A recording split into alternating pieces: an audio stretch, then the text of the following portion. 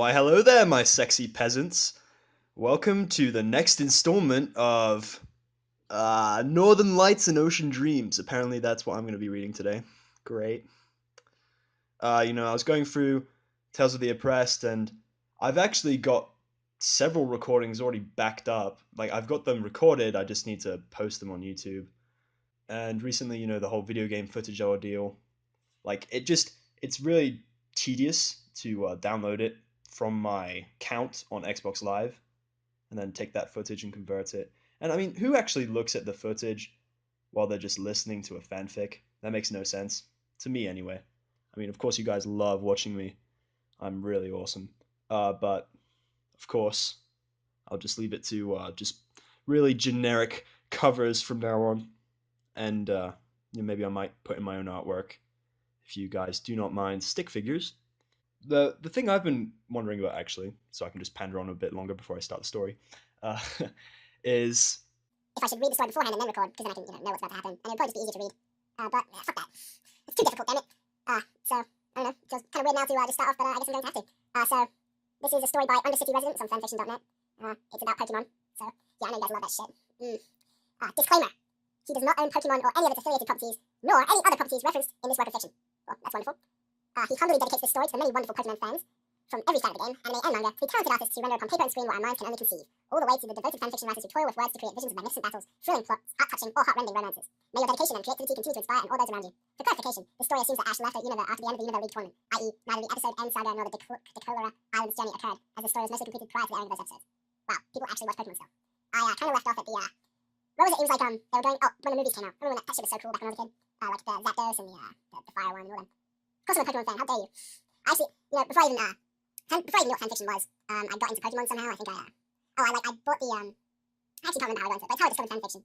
So yeah, and I discovered it, and I read the story years ago, back when I was a little teenager, and I guess I just want to read it now, because it's one of the first fanfictions I ever read to completion. It does contain a bit of lemon, as it were, but it's not bad, and he keeps it contained in different chapters, so I won't include that, probably, because it gets really long. So, yeah, I guess I should start. Damn, if you guys actually went all the way through this, I'm so proud of you. Like, really, I owe you guys a cookie or something. Don't worry, I'll give you, like, some secret information that all the other people who just skipped ahead won't hear. Northern Lights and Ocean Dreams, Chapter 1, A Life Well Traveled. It had been too long since he had taken to the road. 3 years, in fact. All the best times of his life had been on his journeys, and he had lingered too long. No matter how long he remained in Pallet, he wouldn't grow as a person or a trainer. He needed to taste the open air, feel the rough dirt beneath his shoes, feel the heat of a campfire in the wild, and experience the wonders of the world. He needed to battle strong trainers, revisit past locales, discover new ones, and become the master he always wanted to be. It was for these reasons and more that Ash Ketchum had once again decided to journey among the many lands and vistas he had once visited in his younger days. He hoped that after his years of absence, with his newfound maturity and capacity for understanding, that he might see and learn new things about the world that he had once traversed. He had yet to attain his lifelong dream of becoming a Pokemon master, and he now understood that he would never reach that goal without shaking off the tendencies and habits of his more youthful self.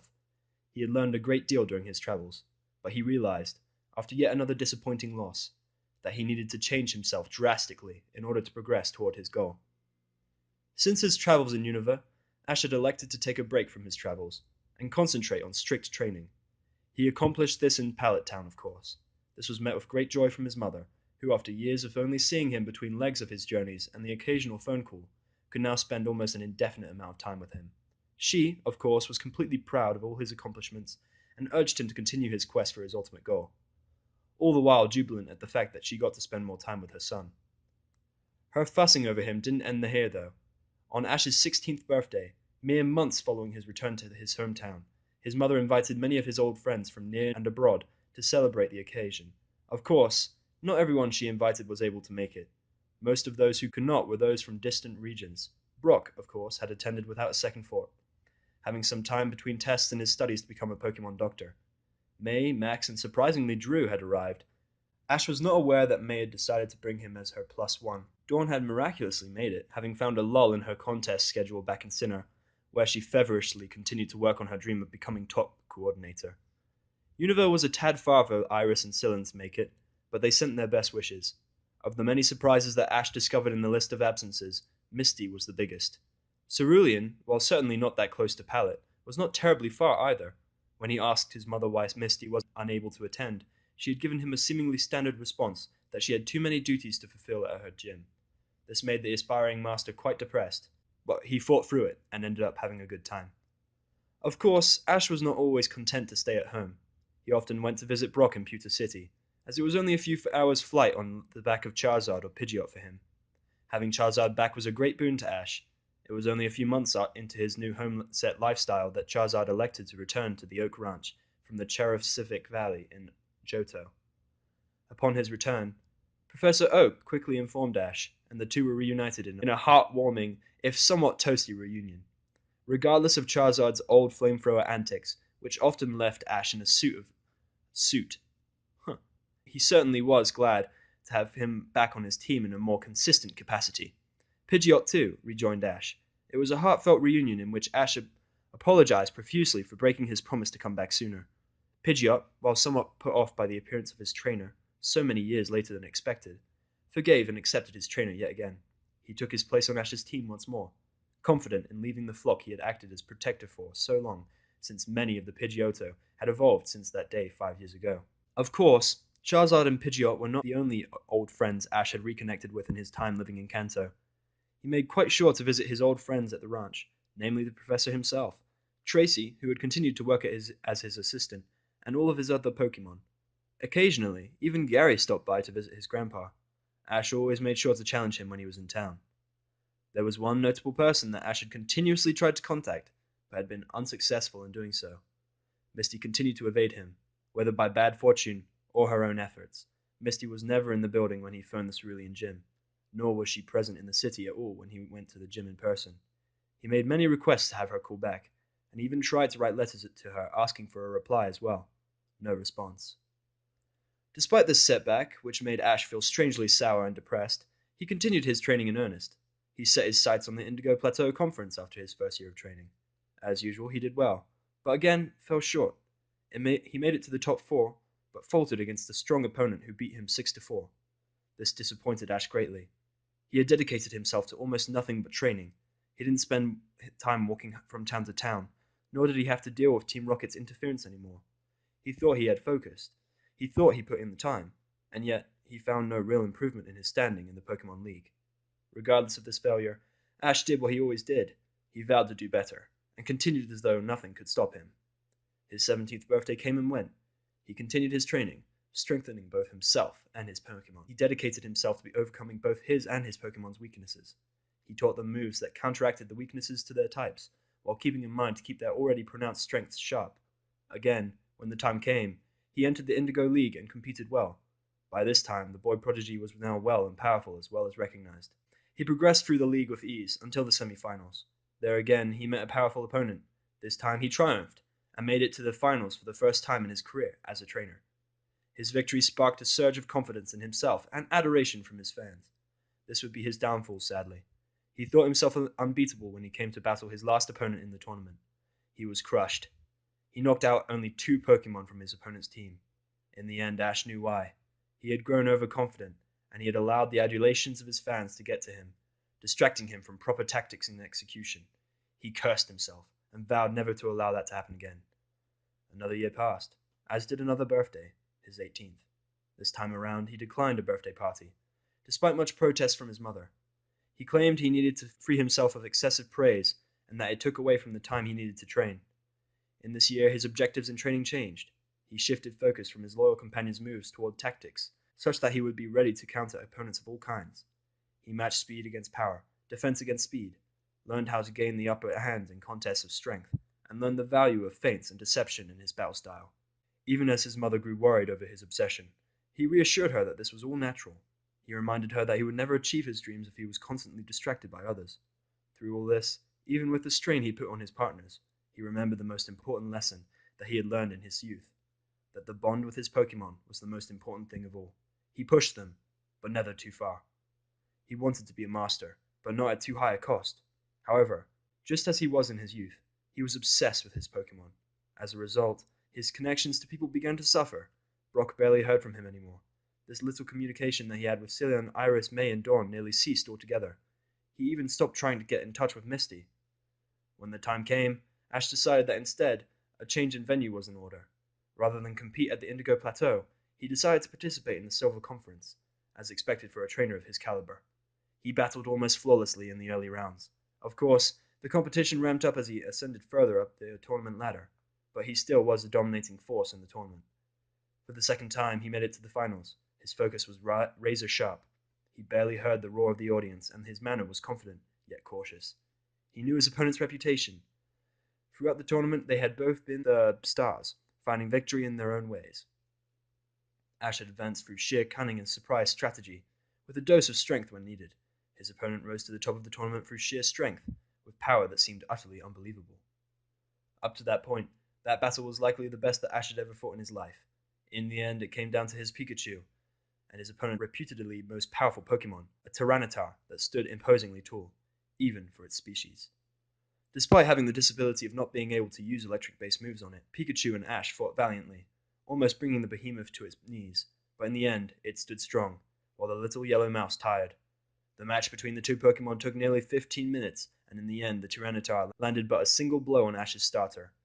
One was all it took. A year's worth of sorrows and pain almost jumped out of his throat at that moment. He was sincerely proud of the efforts his companions had put in all year, and especially throughout the last week. But he still felt crushed. However, he managed to keep himself composed and offered his hand in sportsmanlike fashion to his opponent, who was still clearly impressed. It was then that Ash decided that something was wrong. He wasn't sure what, but he knew there was. Everything he had learned, he applied to his training and to his battles, yet he could not climb this seemingly insurmountable barrier that was the league tournaments. If he couldn't win a league, he couldn't challenge the Elite Four of that particular region. And if he couldn't win a tournament, he certainly couldn't defeat the Elite Four. And if he couldn't defeat the Elite Four, he certainly couldn't defeat a regional champion. If he couldn't defeat a champion, there was no way he could ever become a Pokemon Master. He went home, proud of his Pokemon, but still somehow ashamed of himself. His friends had executed their orders flawlessly, and had given it a full 100%, if not more. That led him to one conclusion. He was the problem. Despite his efforts to compensate for his companion's weaknesses, and despite his efforts to develop unique and innovative strategies, he still could not win a league. He did everything an advanced trainer should do. He had built upon all his experiences and lessons learned. Then it hit him. It wasn't that there was something wrong with what he was doing. It was with what he had done. He learned the basics of Pokemon training as a child, a naive little child who thought that anything he did was the epitome of greatness. Granted, he had been shown the errors of his ways by many people, gym leaders, Elite Four members, teachers, fellow trainers, Brock, and especially Misty. However, they had not fixed everything he had done wrong, or learned incorrectly. Underneath all the complex tactics lay a faulty foundation. Age had taught him many things, and helped to correct many problems, but there were some things that had to be experienced to be learned. He realized that he saw his journeys through a child's eyes, while treasured memories that they were. He needed to revisit them with a new perspective, an adult perspective. On his 19th birthday, he bid his mother and assembled friends and palate a fond farewell. He was clad in a new red and white hat, with a black Pokeball sigil in the front center, a new red vest, black shirt t-shirt, blue jeans, red and black shoes, and his trusty green backpack. He departed his home and left for another journey, this time electing to start in Johto. He mentally noted to himself that he wanted to conclude his tour in Kanto, rather than begin it there. He could have flown on the back of Charizard if he had so choose, but he decided that if he were to see the world again, it would be from the exact same height, or rather a few feet higher than before. He had grown much taller from his rather diminutive height at the age of 10, but all the same, he wanted to walk and see the world up close, rather than from above. The only real difference, aside from his now slightly wiser adult mind, was that he was traveling alone. Even if he had wanted to, he couldn't pull Brock away from his studies now. He was close to graduating and becoming a full-fledged Pokemon doctor. Tracy was still happily working as an assistant to Professor Oak. Misty, while confirmed to be still in control of the gym by her sisters, was still somehow unreachable to him. May and Drew, now officially a couple, were traveling the contest circuit, and he didn't feel it wise to intrude. Dawn, as far as he knew, was taking a well-reserved rest back with her mother in Twinleaf Town. Cillian was still working to become an S-class connoisseur, an art that was still only prevalent in Unova. Iris was now training directly under Drayden, and it was likely that she would become his successor as Opelucid City gym leader. Even if his friends didn't have their reasons, he decided that he needed to make this journey alone. If he was going to become a better trainer, he couldn't always rely on his friends to fix his problems for him. He visited all the same places he did when he traveled the Johto region last time. He challenged gyms once again. He clearly outclassed the majority of them, his only difficulty having been with Claire, whose dragons had grown substantially stronger since his last encounter. However, he battled with them for the insights, not the challenge. Each gym leader always offered some nugget of wisdom, which he took to heart. Battling was far from the only thing he did on his journey. He spoke to many old friends, made a few new ones, and of course, helped where he could. If one thing hadn't changed with age, it was his kind and generous spirit. However, deep down, Ash was still conflicted. He felt that he was slowly losing his identity as a person. He was less himself than he was as a child, growing more into an amalgam of ideas and strategies rather than a human being. He did what came naturally to him, helping all those he came across, but it seemed to lack the same impact it once had for him. He felt gratified that he helped people, but the joy wasn't there. He couldn't understand why. He concluded his travels through Johto and moved on to Hoenn. Just as he did before, he met many old and new friends and challenged the gym leaders. Norman and Juan both proved to still be quite challenging to him, much to his surprise and approval. While he had hoped to catch May and Drew, he found that they had departed to Kanto not too long ago, to his disappointment. Regardless, he moved onwards, next visiting distant Unova. He repeated the process he set for himself in the previous two regions, this time getting lucky enough to meet both Silan and Iris during his lap around the region. After his revisit to Unova, he celebrated his 22nd birthday on board the ferry taking him from Unova to the northernly Sinnoh region. It was a lonely affair, and could not be very much considered a celebration, rather just an excuse to eat some nicer food. That was another aspect of Ash that had simply not changed since his childhood. He could still pack away food like it was no problem at all, and had had little compunction to curb his appetite. However, he recognized the consequences of such actions, and continued to exercise alongside his Pokemon to keep in shape. In this particular visit to a restaurant, he was eating happily until realizing that something was missing. He was gobbling his food down like normal, when a waiter came to him to ask a question. He responded, albeit with his mouth full. After the encounter, he realized that no one had scolded him for talking with his mouth full. The absence of such an action was a strange sensation to Ash, but he quickly shrugged it off and wolfed down the rest of his meal. That night, before going to sleep, he took a good long look in the mirror. The reflection in the mirror was not the boy he had once was. He had grown taller by quite a bit, much to his satisfaction. Quite tired of having been so short for so long, his raven black hair, as always, resembled a nest of sorts, but was a bit longer than he was used to keeping it, though he kept it trimmed. He was not the long hair type. His body had grown more muscular as he traveled. His arms were slightly bulkier, but were in no danger of being able to match that of a Machoke. His legs had undergone a similar change, as excessive amounts of walking had definitely put some muscles on them as well. His face had grown a bit, no longer that baby-faced round that it used to be. It was a bit longer now, and he had a stronger chin. His strong brown eyes remained as potent as ever, though lately he wondered if the light in there was dimming. That was his concern. He knew his body was fine. At least that's what he felt. It was his mind and his heart that he worried about. He decided that he would make a final decision at the end of his journey through Sinnoh. Maybe this time he would figure it out. It was not long before he arrived in Sinnoh after his birthday. He decided from the port and sunny shore he would move clockwise around the region, challenging gyms and meeting people. For a while, it was just as it had been in the previous regions. That is, until he happened upon the small hamlet called Twinleaf Town. He thought it would be fun to visit his old friend and her mum, provided they were there. Upon arriving, the first place he wanted to visit was Dawn's house. He hadn't seen her in person over 5 years.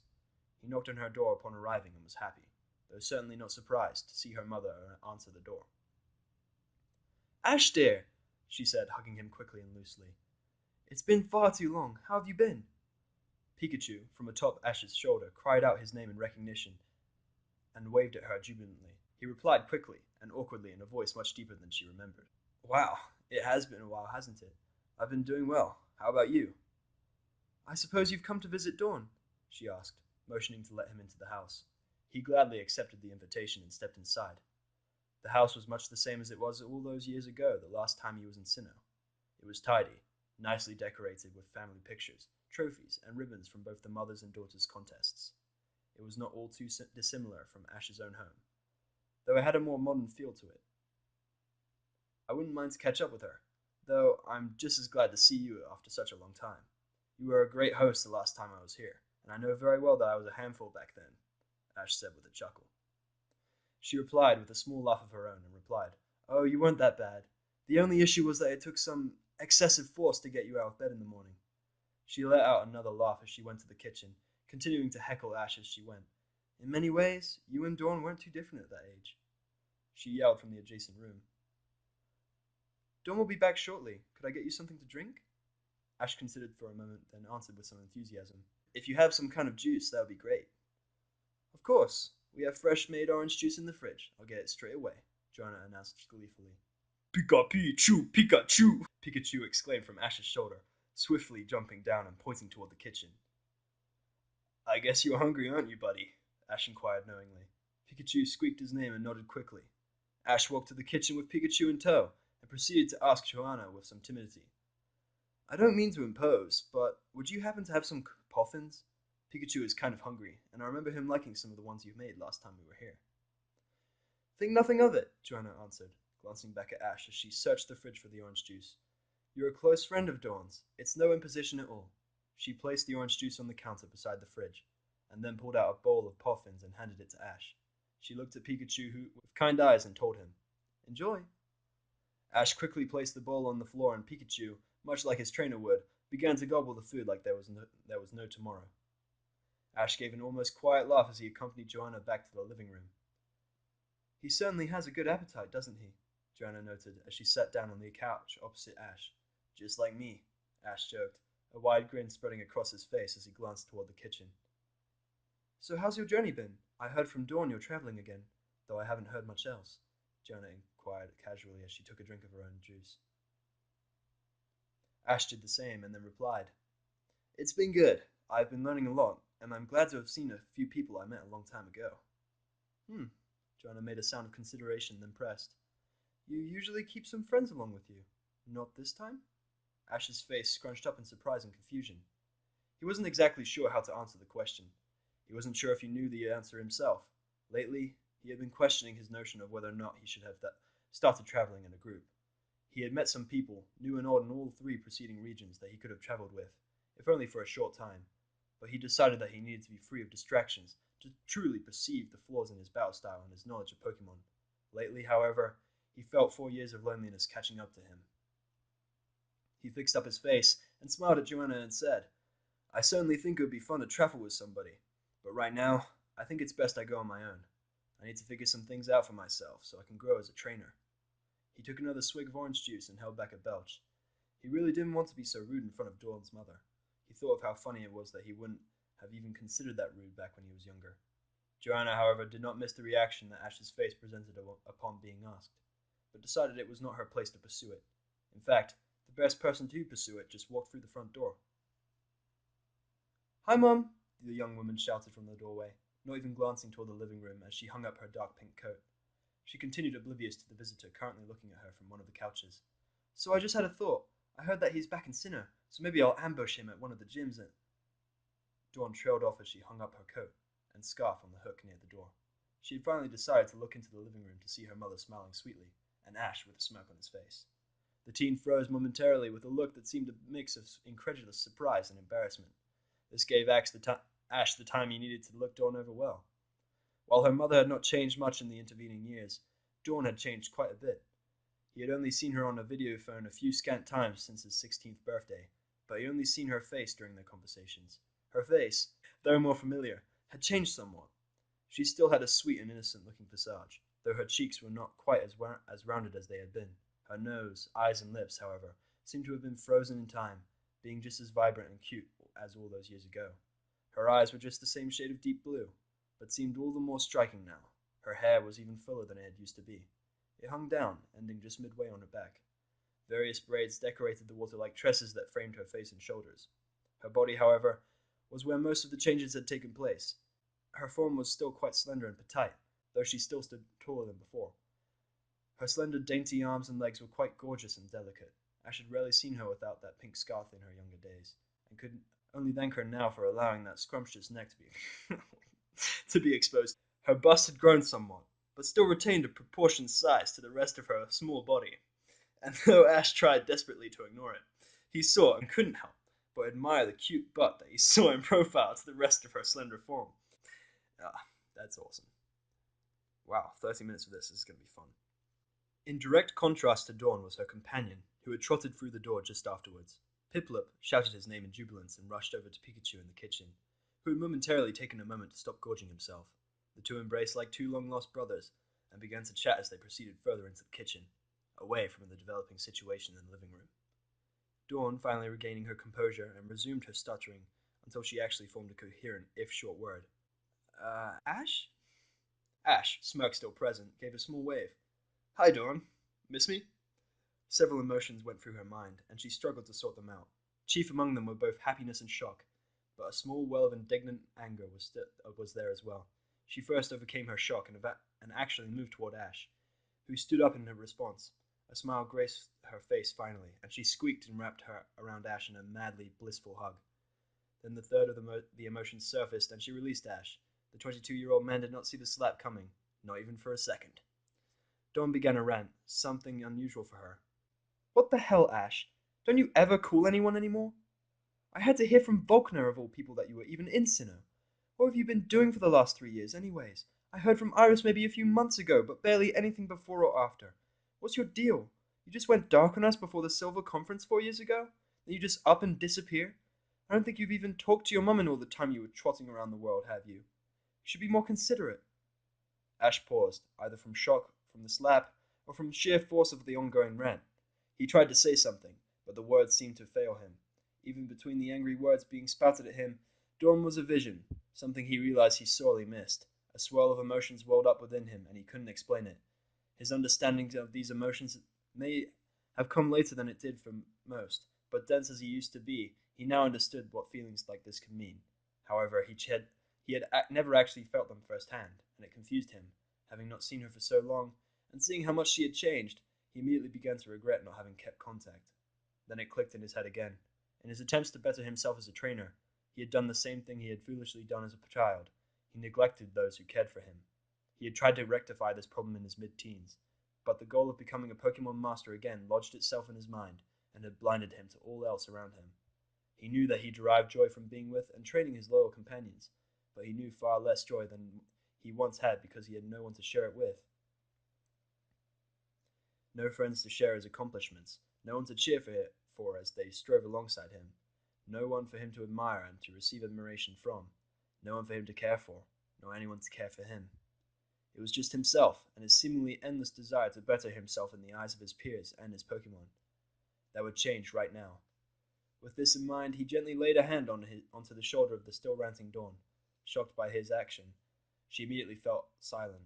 They looked deep into each other's eyes, and Ash quietly, but with utmost conviction in his words, gave a simple request. Please come with me, Dawn.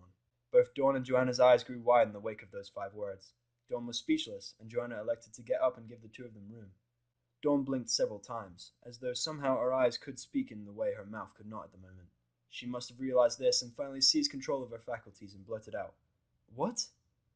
Ash put his other hand onto Dawn's shoulder so that now he held her with both. He continued to gaze into her deep blue eyes and began solemnly, I'm an idiot. I thought that by myself I'd be able to discover why I keep. He sighed and his eyes fell to the floor. Coming up short. Dawn instinctively remembered the last 2 tournaments she had watched Ash in, the Indigo Plateau Finals and the Silver Conference Finals. Between the two of them, she noted a marked improvement, but in both cases, Ash had lost. She remembered her own experience of a similar nature. Twice in a row, she failed to even pass the appeals round in contests when she travelled with Ash. Like him, she had become discouraged, and even thought about ending her career as a coordinator. But it wasn't like Ash to quit, but he tended to make some negative decisions instead. She remembered a number of instances, both on her travels with him and told by her by both Misty and May, where Ash shut himself off from the rest of the group. This had to be, by and far, the worst of all these occurrences, and certainly the longest lived. He continued dejectedly, I've wondered for 3 years. I look for why I just can't cross the line from being a good trainer to a great trainer. I thought a new journey with a new set of eyes could tell me. Granted, I've had some good times meeting old, long-forgotten friends, making some new ones, seeing how people and places have changed. Yes, I've gained some new skills. Yes, I've learned from the experience that will serve better in battle and in life. But in the end, it kind of felt empty. You know what I mean? He looked up again. Hardly worth being alone, especially now that I see being alone is the problem. Dawn looked at Ash with eyes that seemed that threatened to begin a torrent of tears at any moment, but she held back. Instead, she brought Ashkin close and hugged him tightly. She never wanted to let go. She saw his pain. She knew his pain. Not just in her inability to make that final step to the title of top coordinator, but also for the years she had failed to find a substitute for what she had with Ash. There was no group she could travel with. Anything other than him beside her in the journey felt like a cheap knockoff, a fake, a lie. A single tear fell from her eyes and onto Ash's chest as she hugged him. In that moment, she knew her answer. Yes. Yes! Ash grunted in surprise. Huh? I'll come with you. I want to help you be the best. I want to help you discover who you are and what you've come. I will come with you. I want to help you be the best. I want to help you discover what you are and what you can become. Just the same as I know you can do for me, Dawn elaborated, the tears now streaming freely down her cheeks. She shook her head from his chest and pulled his forehead to hers. She spoke ever so softly. Just as you've always done for me. In the close proximity of each other's faces, she could see now he was beginning to tear up. He became conscious of this and became embarrassed and tried to break the hug. But Dawn did not relent. Instead, she tightened the hug and brought his head to her shoulder while mirroring the action with her own. She spoke softly in his ear. Don't worry, no one's judging you here. Master, trainer, or simply man, you are perfect to me. Ash let out what was probably a small sob, and it was as confirmed by a feeling of a teardrop falling onto the back of her shoulder. She rubbed his back reassuringly, and for a length of time that neither of them could tell, they simply stood there in their embrace. At last, Ash finally withdrew his face from her shoulder and looked longingly into her eyes. His own spoke volumes about his feelings that his voice never could. Regardless, he knew he had to say something. His mouth managed to curl into the smallest of smiles, and he croaked into a halfway broken voice, the only words he could even think to say. Thanks, Dawn. It was at this point that Joanna came into the living room. She saw Ash and Dawn break away from each other slowly, though both of them looked on the verge of falling over without each other's support, both emotionally and literally. Dawn's mother thought of the only thing she could do. She came over and put her arm around Ash and led him up the stairs. She spoke in the most motherly voice he had heard since his own mother's. Take some time to rest in the guest bedroom. You can stay the night if you like. It's getting late after all. Ash could do nothing but nod in agreement as she led him into the guest bedroom that he himself had once been allowed to use 8 years ago. She gently nudged him in. As she slowly closed the door, she spoke again in the gentlest of tones. If there's anything at all you need, don't hesitate to ask. She then finished closing the door and trotted down the stairs. Dawn lay on the couch, sobbing quietly. Pikachu and Piplup, having watched all this, finally came over to Dawn. Pikachu was first to address her, squeaking at her. Pika-Pee! Oh, Pikachu, Dawn mumbled through heaved sobs. It's good to see you again. Choo-choo-pee! Pikachu replied, bouncing up into the girl's bosom. He curled into a ball and began to snooze, adding his warmth to hers. Piplup jumped up to join them, and the three began to drift off. Thanks, Dawn choked through a light sniffle. She lay there, her arm around the little yellow mouse and the tiny blue penguin. A shadow of a smile managed to slowly form on the girl's lips as she began to fall asleep. Joanna watched from the staircase as Dawn's crying slowly ceased. She quietly walked past her, taking a small chance to glimpse her beautiful daughter. She appeared to be asleep now. Joanna let out a small smile as she saw the same one on her daughter's face. It had been an emotional day for the two of them, she noted. She turned to the kitchen and began to make preparations for dinner. She knew that they would both, especially Ash, be hungry after all. Oh boy, it's been a while since I've done a recording. There's a lot of problems with doing these recordings because there's a lot of feedback from the background. Shut up, Tango. Yeah, I hear you behind that wall. There's a lot of feedback. Sometimes when I'm wearing headphones and I'm listening to pre-recorded stuff that I've done, there will be it will sound off on one side, like one earphone, as it were, and then the other one wouldn't have anything, or it would be very low in sound quality. There's also little tidbits where it just sounds really odd and metallic, electronic, however you'd want to say it. So I'm just going to do a quick little recording here just to kind of get a feel for whether or not this is, viable for my next few recordings, because I want to up the quality in them. And perhaps maybe it was just because I was in a hotel room for the previous ones where there was a loud fan in the background and I had the dogs running around now I've locked them away behind a wall. And because also I was lying on a bed at the time, because I'd be doing long sessions of about 40 minutes, because he writes long chapters for the fanfic I'm reading over. And maybe it's just where I place where I place the phone, because right now I've got it facing toward me, like the microphone facing toward me. So perhaps maybe this will cut out a lot of the problems that I had with previous recordings. Because now I have a laptop which I can read off of instead of just the screen of my phone. Because then I'd be double tasking, and I'd have to face the phone microphone away from me so I could read the screen. Either way, this is the this is the end of my recording. I will now finish with see you later, sexy. Better prepare that spaghetti, babe. Thanks. Mmm. Some nice shit.